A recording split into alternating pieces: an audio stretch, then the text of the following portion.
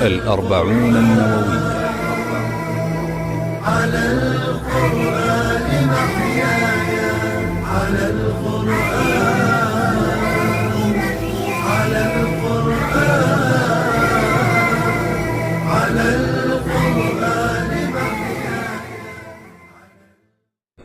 الحديث 37 عن ابن عباس رضي الله عنهما عن رسول الله صلى الله عليه وسلم فيما يرويه عن ربه تبارك وتعالى قال: إن الله كتب الحسنات والسيئات، ثم بين ذلك، فمن هم بحسنة فلم يعملها كتبها الله عنده حسنة كاملة، وإن هم بها فعملها كتبها الله عنده 10 حسنات إلى 700 ضعف، إلى أضعاف كثيرة.